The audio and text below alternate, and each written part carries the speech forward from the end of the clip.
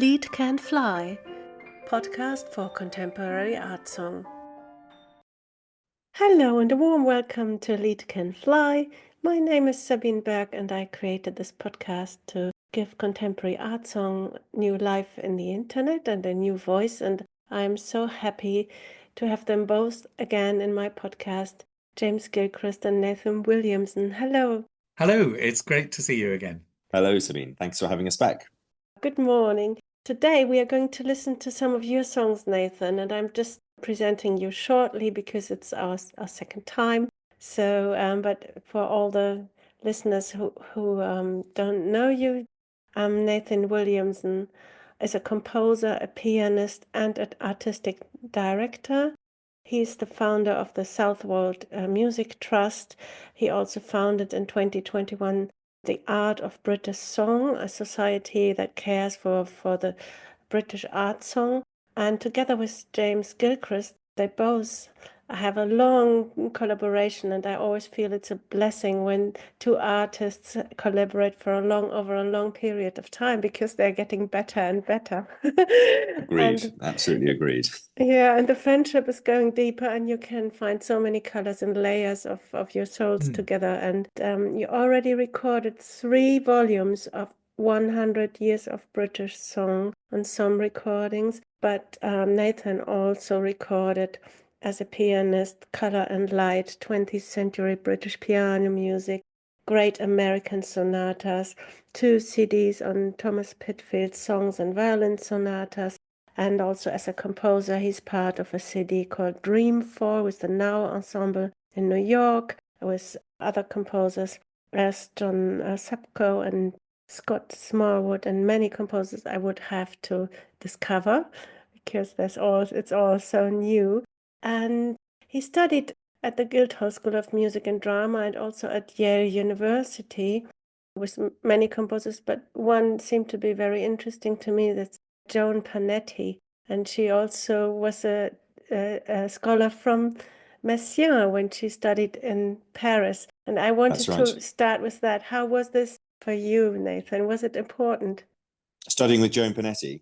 Yeah. Yes. Well, she wasn't officially one of my composition teachers or even a piano teacher. She ran her own program at Yale University of her own invention called Hearing. It was basically what we would describe as an ear training course, except she would be very angry if I described it like that. She'd basically be very frustrated if I tried to put anything that she did in a sort of a nutshell, if you like, as the expression goes, because she was a completely free-spirited and utterly inspiring woman, utterly inspiring teacher. And her program, her idea was to hear music in the way that you imagine it to be and to understand it through the ear rather than, or as well as through studying the score and learning the notes, etc., and to use your imagination, your creativity, but also with enormous technical precision to hear everything in music. It was all about hearing. And the best way I can describe it is the expression, "Oh, I don't see it that way," or "Do you see it that way?" The way we talk about that. Of course, we're not really talking about seeing, we're talking about how you understand something. And she would say exactly the same about music. How do you hear that? Do you hear it that way? How can we hear this music? Etc., etc. Now, of course, it's all to do with studying music in any number of ways, but she would always talk about how you hear a piece of music, how you imagine it. And it was a very inspiring combination of obviously technical oral perception and ear training, as we describe it, but also in almost unlimited imagination and how you hear things. Now, funnily enough, I didn't actually study with her. I was her teaching assistant, but this was how I learned from her. So I sort of was her kind of apprentice, if you like. And I did that. I did that as a student, and then I stayed on as her teaching assistant for 1 year after that, as a sort of teaching fellow, if you like, at Yale. And we would just basically talk about everything. I mean, I sort of was her right-hand person, so we spent an enormous amount of time together. But we never just talked about class and stuff. I mean, we talked about everything. I mean, everything to do with music. We didn't talk about much about anything else. It's everything to do with music. I mean, I remember one time we had this enormous argument. It went on for hours and hours and hours about one note I'd written in a piece. But it wasn't to do with whether that was the right note. She then referred back to the very beginning of the piece about 7 minutes before, and how the one note I'd written made her hear something totally different there. The best way I can describe it is like talking to someone from another planet. I mean, she talked about music the way someone from another world would think about the world. I mean, she was there, and she was still talking about the same thing, but she just saw it in a completely different way. She was one of the most extraordinary people I've ever met. But I didn't actually ever study with her. I was her assistant. I'm happy that I picked that little detail, because I had this little sniff in my nose that I thought, oh, that might be interesting. And did it, what you say in German, we say prägen. Was it important for your way of composing, and also for learning the scores of other composers, because you're also performing many scores and Yeah, definitely. But that was for me as a composer. I mean, we would work on everything in her class, and we'd analyze with the students, everything from, well, basically from Bach sort of onwards, and right through to contemporary. She worked an awful lot with contemporary composers. She was a wonderful composer. Well, is a wonderful composer. I mean, and as well as a pianist, and obviously an inspiring teacher. So it wasn't anything just to do with the classics or repertoire. I mean, it was a whole way of, it didn't matter what you were talking about. A whole approach. Absolutely, a whole way of approaching music. But although I learned an awful lot from her about the classics, it's all to do with the same thing. I mean, I'm often very frustrated. I know James feels the same way when people talk about certain repertoire. This repertoire you do it like this, and this repertoire you do it like this. And if you're a composer, you do something different. It's not like that at all. Any more than painting or art or drawing figures or drawing shapes. It's all the same principle. And she completely saw it that way. She's one of the very, very few musicians who not only or heard it that way, I should say. She'd be very angry with me for saying see it that way. You don't see music, you hear it.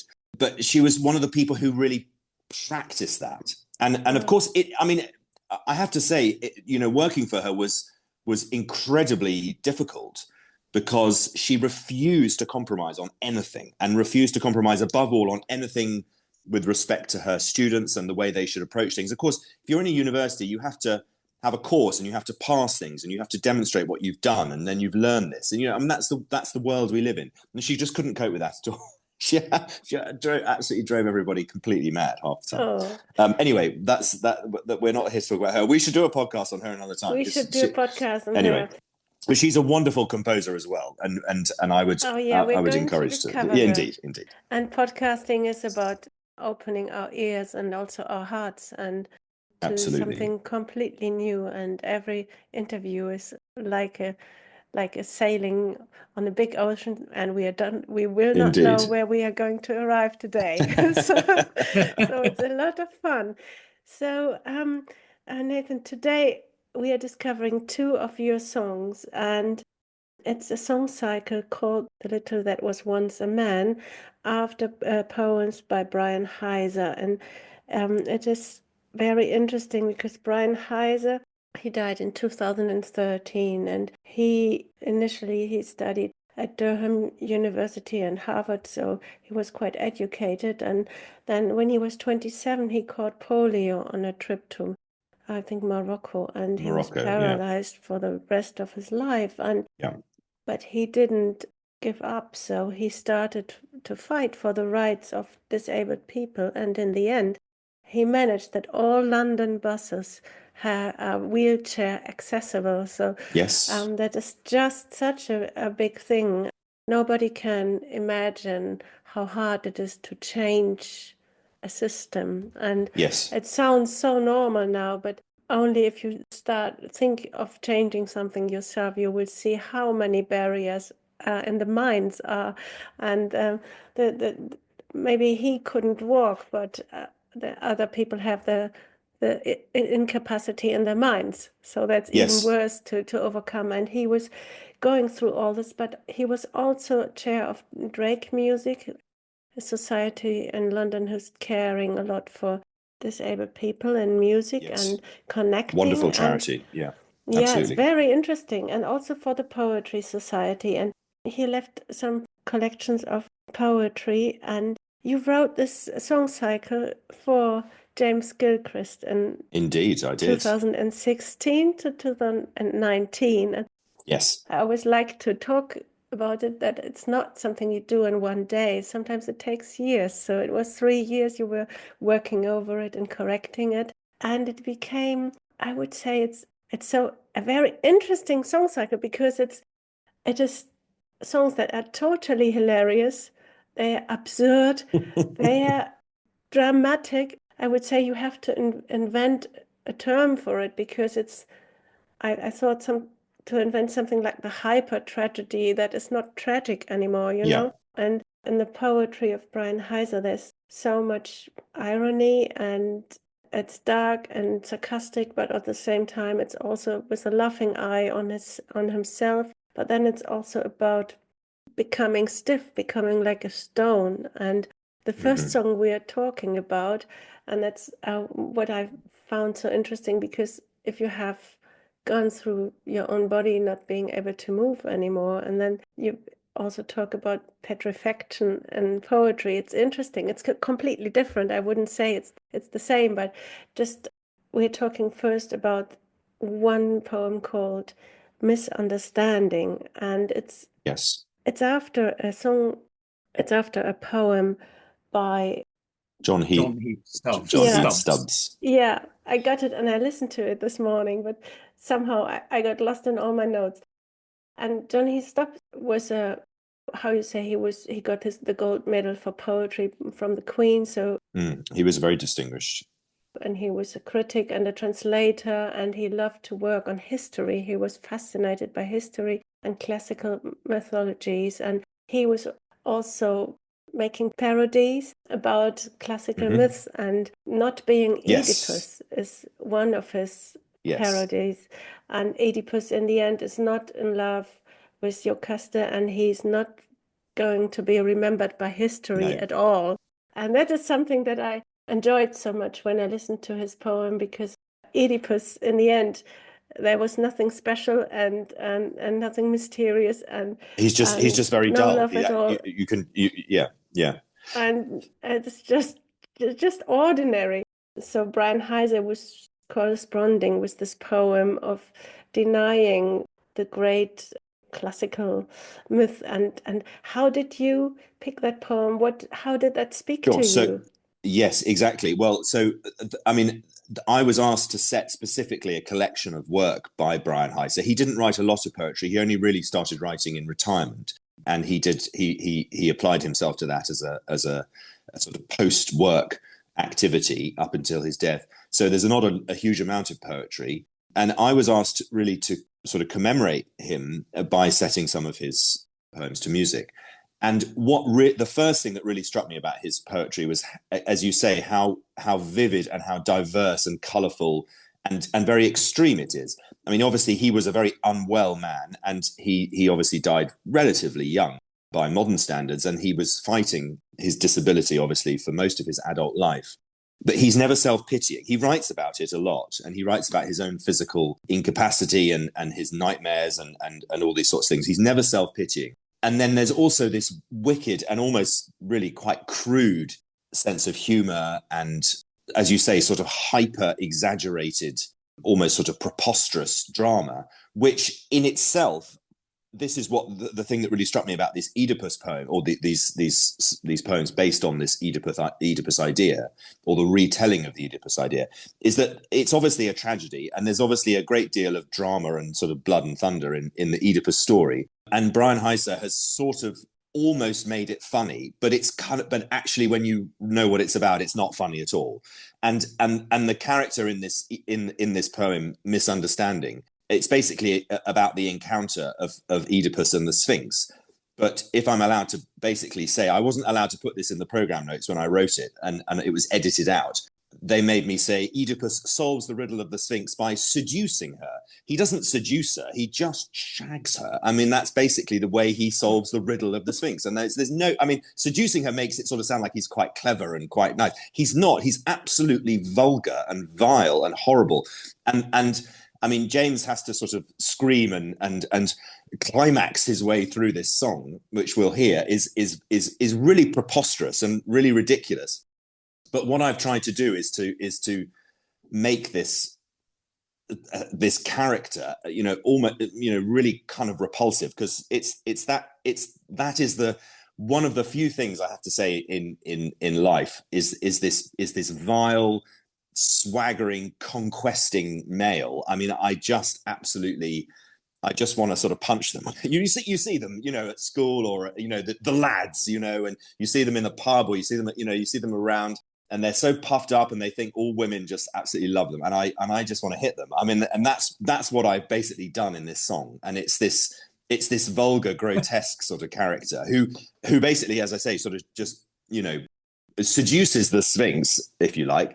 And then as the last word is, he saunters along the road to Thebes. Then he just left her on the side of the road, and he just swaggers down and swaggers his way into becoming king. And the music, therefore, is kind of comic and sort of slightly slapstick, almost pantomime like, but also very, very challenging and very in your face and very, very troubled to my ear. And that's perhaps a good segue to James, because I know this song really pushes the voice, deliberately so, but pushes it really to the limits. And I know James and I have had conversations about that. It's been fascinating to work on it.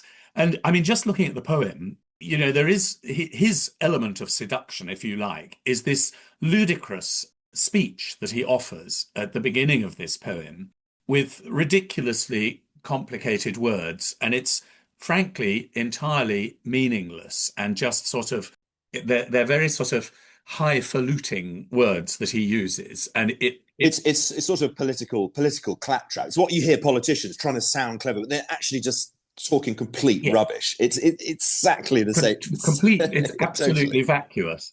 And the other thing I think to mention about the music is, which you haven't mentioned, is it's Yes. very violent. This is not a sort of delightful, soft seduction. No. I think one could almost say it's verging on rape, really. And I think this is really an important part, to my mind, of what Nathan has created. Particularly, both the piano and the voice writing are really furious and full of rage and activity.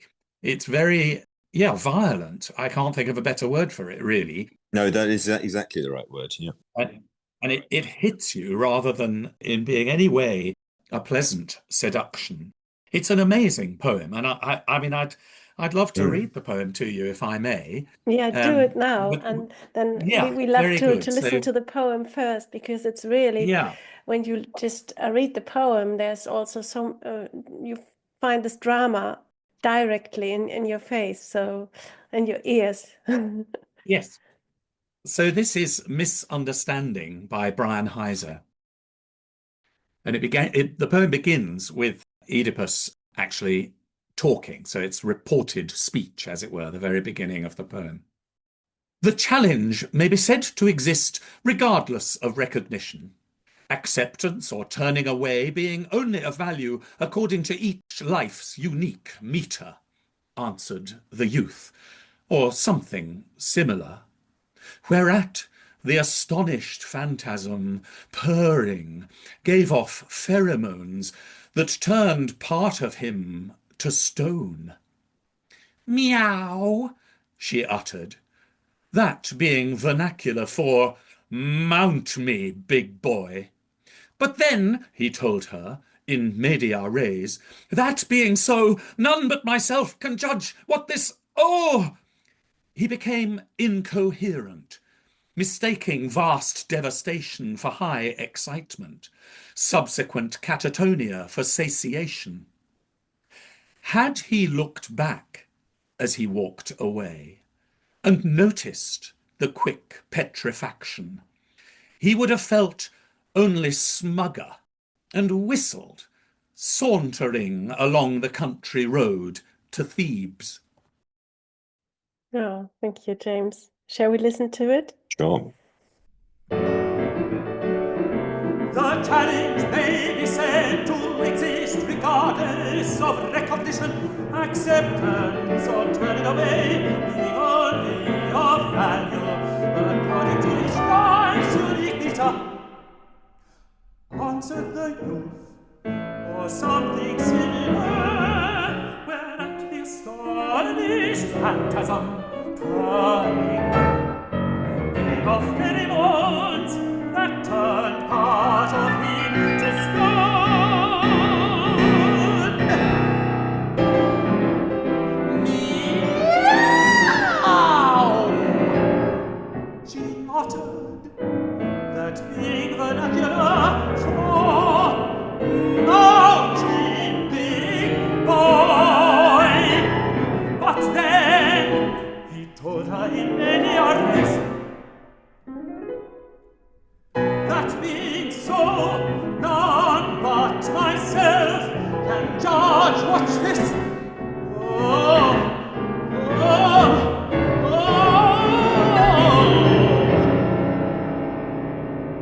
He became incoherent, mistaking vast devastation for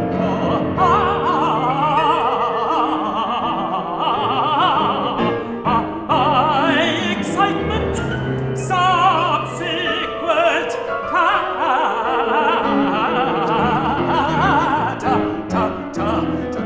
catatonia was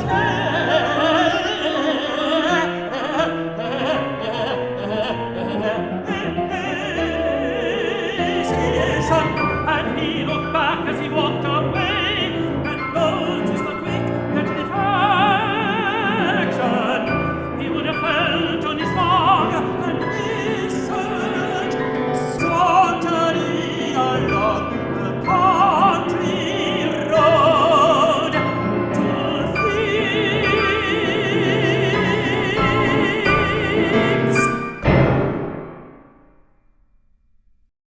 This was Misunderstanding by Nathan Williamson after a poem by Bryan Heiser with James Gilchrist and Nathan Williamson. Thank you to Some Recordings for allowing us to stream this wonderful recording.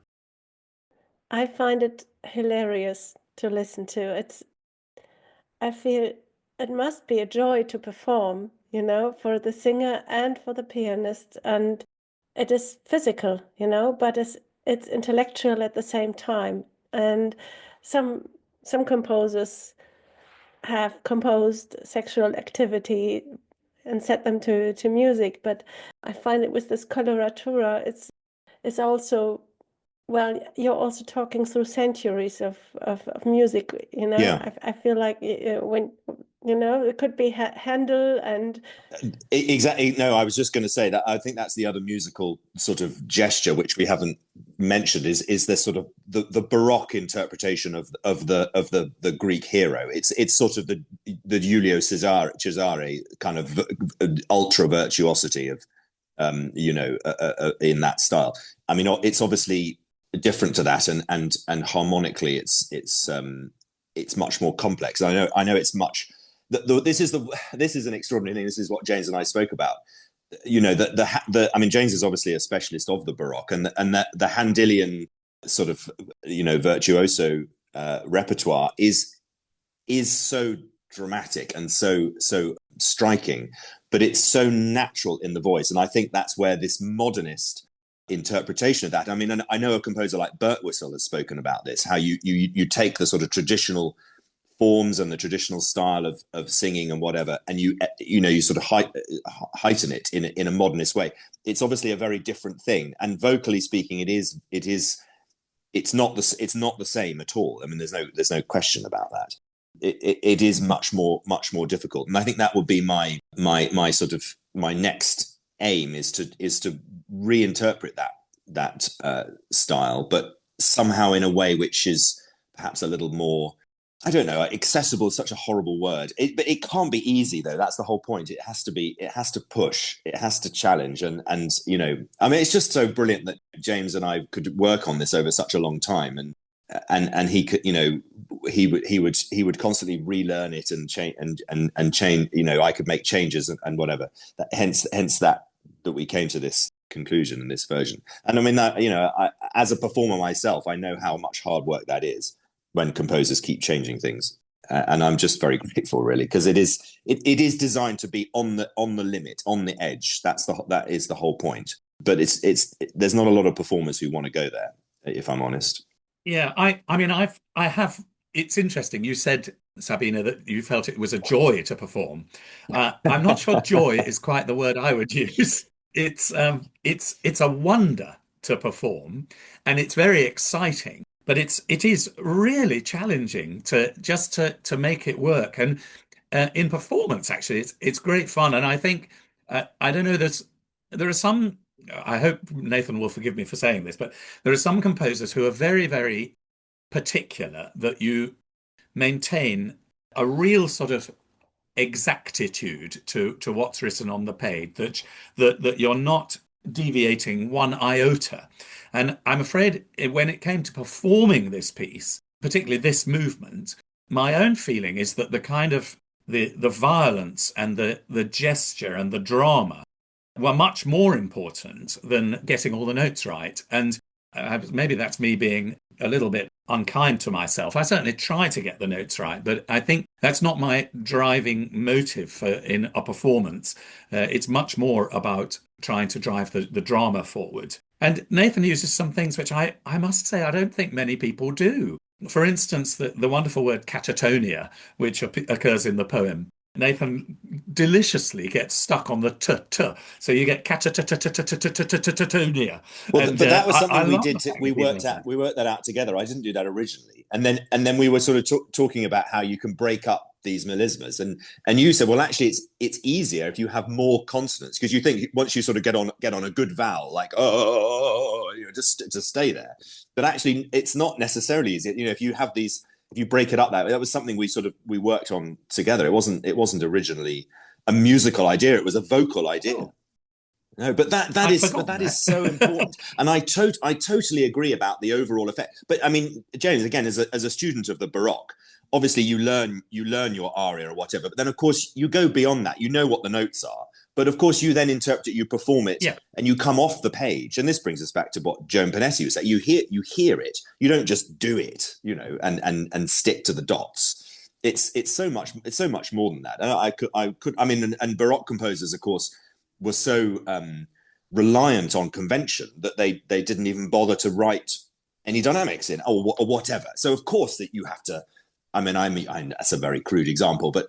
No, that's not the case in my music, obviously. But of course, you have to lift it off the page and do it in your own way. And I completely. I think I probably said that to you more than the other way around. I'm always encouraging performers to just do it, just go for it. Definitely. Yeah, you did, and I certainly did. No question about that. No question about that. And it's so interesting because it's not about a higher feeling or an emotion or a reflection on nature. It is pure, brutal nature combined with Greek mythology. So, but Greek myths are incredibly violent and brutal. I know, but it's very special for an art song. Yeah, and that's why I also love to pick it. And it's just the song before Misunderstanding is called the Ordinary Way, and they both they work together. They're a little diptych. Yes, diptych. Diptych, and there's a wonderful verse that I noted in the end of the poem, The Ordinary Way, and when they watched themselves become a metaphor, thou neither cared to think or said, what for? Yes. And so that it's about a man and a woman becoming a couple and marrying and about all the miserable things of marriage. But on the other hand, they found that they're not so sad as they thought to be, and that the drama is not so bad as and in the end they don't even know what is it for, even to become a metaphor. So there's a humor and an irony on art as well, in this poem, and at the same time it's full of life. So it's a complexity that is so full of energy, and at the same time it's very reflective and intellectual. Yes, I find it. I think that. I mean, I've thought a lot about this. I don't. There are some parts of that poem, the not the one we've just heard, but the previous one of the pair, the ordinary way. It is very odd, and there's a lot of imagery. And I mean, I sort of have a rough idea of what he might be aiming at, but I can't be categorical about it. But I think what he's doing is take it. So whereas John Heath Stubbs took the Oedipus myth and made Oedipus into this kind of neutered, sort of rather dull sort of pragmatist. So he doesn't. He sort of negotiates with the Sphinx, and then they sort of become friends. And then he doesn't fall in love with anybody because he's just too boring. And then he becomes king, but nobody remembers him because he just is an uneventful rule. Where now, what Bryan Heiser has done in his version is that he's taken the ordinary parts of relationship, the day to day, the everyday, and they just sort of, they're not really in love with each other in this poem. They don't seem to show much passion and sort of, you know, romance, but they just sort of get on with it.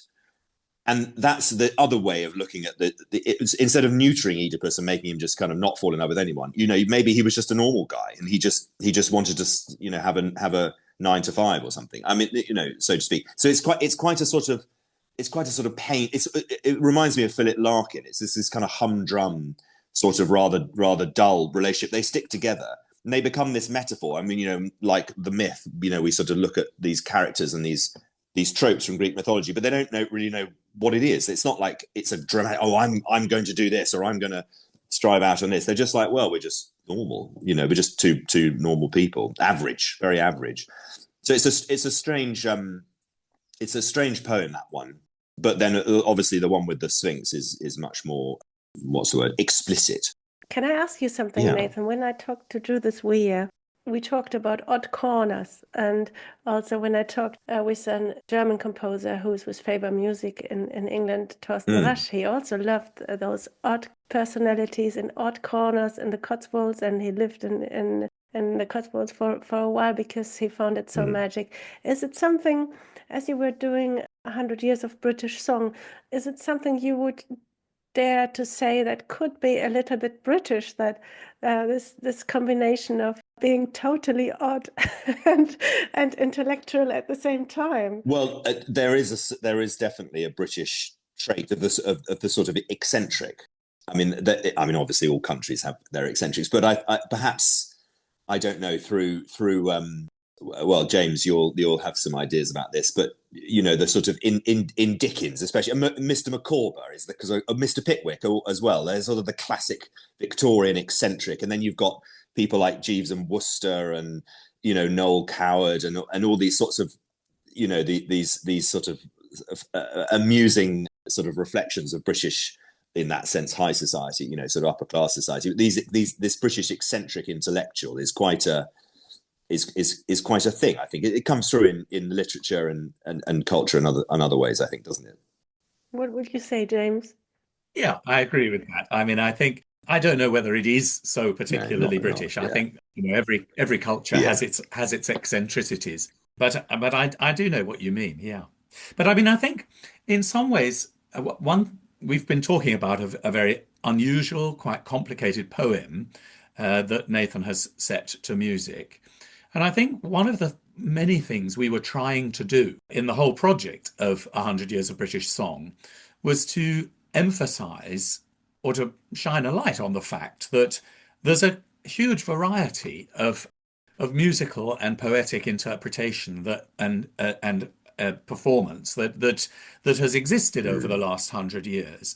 And I think particularly with British music, there's a dangerous sort of understanding of English song, if you like, that it's all very sort of pastoral and wistful and yes, living in the sort of beautiful countryside with sheep and so on. And I think what we were hoping to do with this whole set of songs, a whole set of recordings, was show that is a part of what English song and British song has been about, but that there's lots more, and that it's fascinating to explore some of the the more rugged niches that have happened I over think the on the years. third disc, I mean, this recording is taken from the third volume, obviously comes up to the present day, obviously, but sort of starting from basically after the Second World War.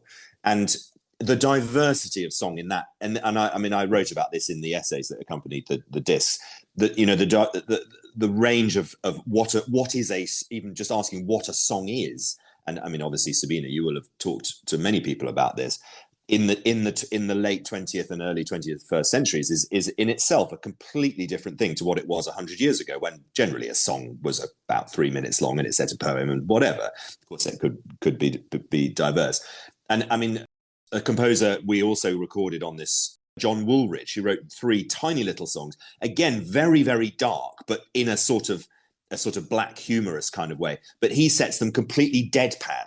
So I mean, the absolute antithesis of the very florid sort of virtuosic writing which James did in my song, he just sets them almost, you know, so sort of deadpan, very, very, very striking in that sense, very spacious and straightforward. And then a composer like Peter Dickinson, who, funnily enough, was actually a great friend of John Heath Stubbs because they worked together teaching at the University of London.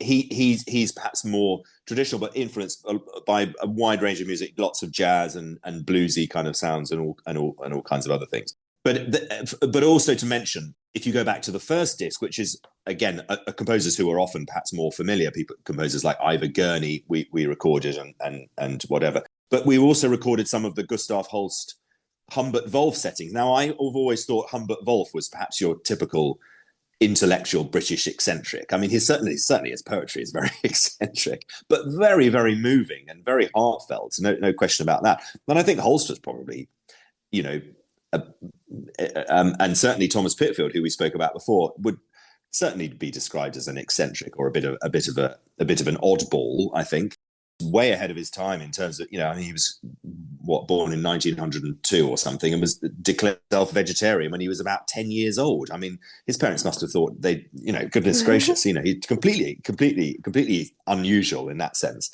So Gustav Holst and Humbert Wolf, they were certainly writing a very different style to what James was saying, the sort of pastoral idyll of songs, which often people often associate with British song. But I think the main point we were trying to make was that if you fast forward now to the present day, or certainly since the millennium or whatever, British song and song of any kind is so diverse and so wide ranging, and as James says, there's an awful lot more to it than the sort of the stereotype of British song repertoire.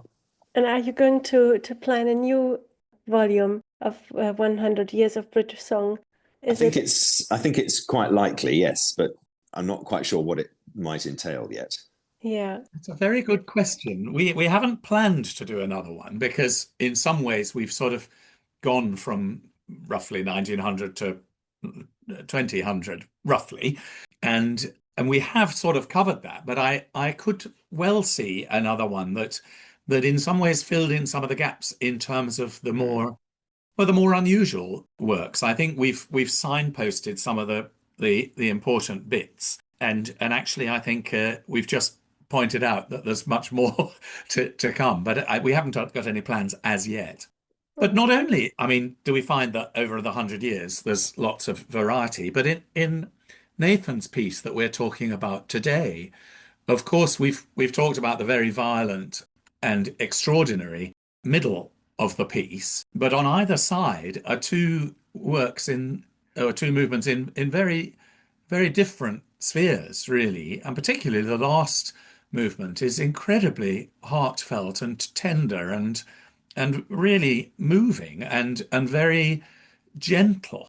The poem talks about really the poet having died, and he's encouraging his friends and family to what to do with his ashes after he's been cremated, and rather astonishingly he implores the people at his funeral to pour his ashes into the compost heap so that they can become part of life moving forward. And it's a glorious image, And it's a very moving poem. And I have to say, Nathan's setting is absolutely stunning. And from having had the violence and the incredibly fast notes and so on, it's very sparse and empty and full of sort of major chords, which you're not really expecting at all. And I think No.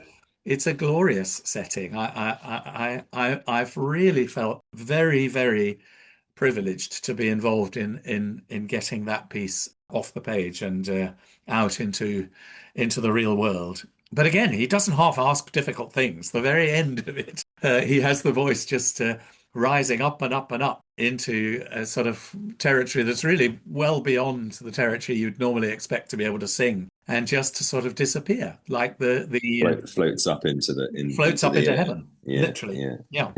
And also the title of the song cycle, the little that was once a man, is picked out of the last poem. It It's is. not the title of the poem, and Nathan just picked the title, and that's why I also want to, because there's so much diversity just in Nathan's way of composing, that I wanted to the listener to show another song to the listener. So it's called In Someone Else's Poem, and that's the first song of the song cycle, The Little That Was Once a Man, and I find it more reflective, more lyric, and It's a wonderful poem, and I think it really reflects the poet Bryan Heiser's sort of feeling that as a disabled person he was always slightly left out, and I think that's again something he doesn't bang on about and make it all self-pitying, but it's you don't have to read very much in between the lines to get that impression that everyone else is rushing around and doing their own thing, and he is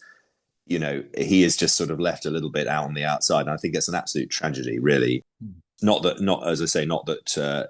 it affected him in his life. I mean, he was so determined and so resolute to make a massive difference, which he did. It's so admirable. But he said, in someone else's poem, I am just sort of this sort of leftover thing. But then in my poem, and he says at the end, but James, perhaps you'd like to read the.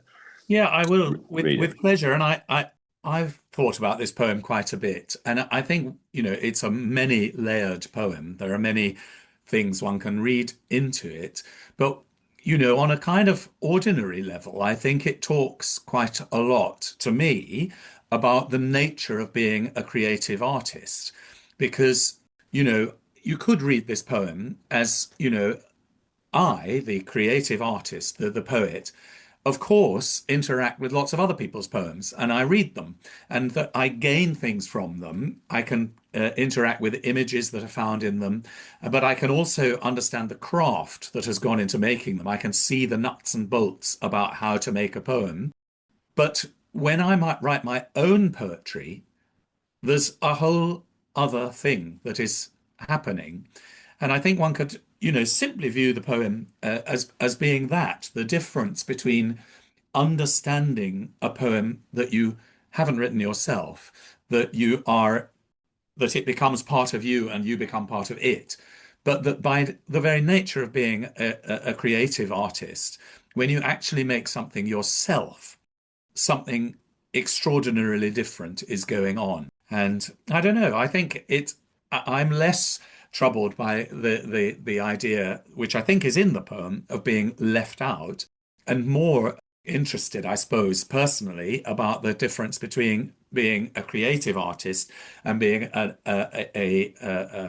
a user of art, or a witnesser of art, of other people's art. And I think that's rather interesting. It's a bit like Der Lehrmann. I mean, the end of Winterreise, obviously it's the man and he's suddenly on his own, and then he finds this sort of doddery, funny old companion who thinks he can sort of, go along with. But of course, this was drawn to my attention in an analysis class at university, that it's of course it's the end of a tragic love story, or a failed love story. But actually, that last poem is not about the Schubert and his doom. We have this romantic image of him as the doomed lover and the blah blah blah and all that sort of stuff. It's just about him as a composer. And the only reason he's going off with this organ grinder is because he will mechanically reproduce his music, and he's effectively resigning himself to this this failure as an artist, that no one wants to listen to his songs. No one wants to, the only person who will listen to him is this crazy organ grinder who is sort of left outside the city. And I think you're right, James. There is a sort of meta theme, if you like, a kind of overarching theme. But it's also in the Oedipus, it's about myself, in a completely different way. But I found this being myself. What does it mean? It's a total wilderness. It's a jungle. It's something mysterious.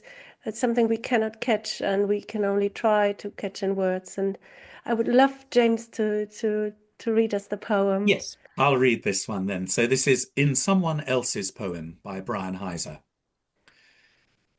In someone else's poem, I am that fat red drop running down the bottle, and they, too, sunstruck to lift a finger. In someone else's poem, I am words with a line through, a lost adjective, missed caesura, line unbroken. A dog at someone's feet, an eddy behind a just closed door, a hat left carelessly on a table. Whereas in my poem, things are very different. Shall we listen to it? Yes, please. Yes, that's a great idea.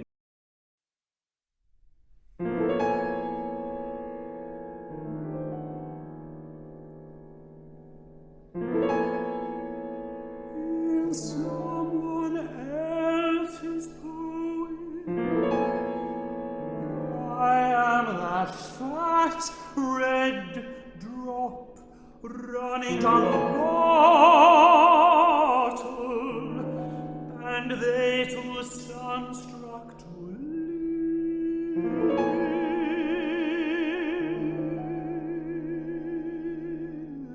a finger.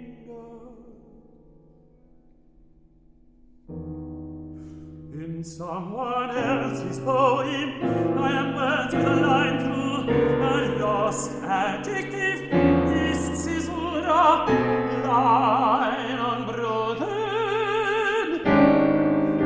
A dog at someone's feet, an eddy behind a just closed door, a hat left carelessly on a table.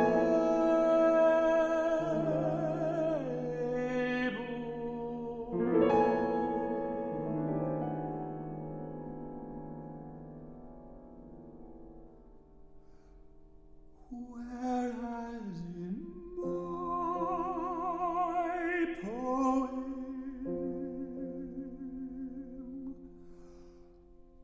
things are very different.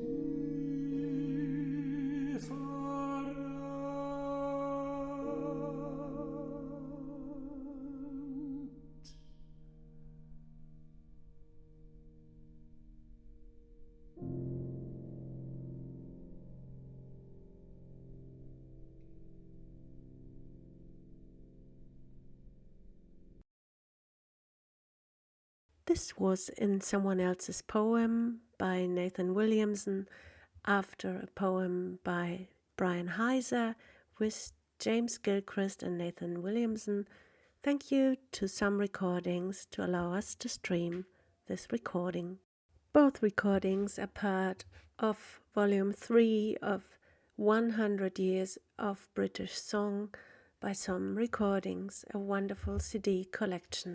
Thank you, Nathan, and thank you, James. Thank you so much for being my guest today. I'm so happy that I think we could go on talking for 100 years. And I would love you one day to find Volume 4, just of the first 25 years of this century. There must be such a variety already. But it's an endless river, and I'm just happy that we swim a little bit together in that river and meet each other, and we can share it with all the people who like to share it. And yeah, what a lovely metaphor. I like that. An endless river, and we've swum together for a moment. Thank you, Sabina, very much for having us on again, and it's been a great pleasure to talk to you. Thank you, and thank you for talking about contemporary composers and this wide diversity of repertoire which you're sharing with your audience. Thank you very much. Thanks to you both. This was Lead Can Fly with James Gilchrist and Nathan Williamson. Thank you for listening and hope you join us next time. If you want to support this podcast, you can go on steadyhq.com. There's a little steady community that supports the podcast. I can say thank you to Sydney Corbett and to Angela Davis and to many others who are supporting this podcast already.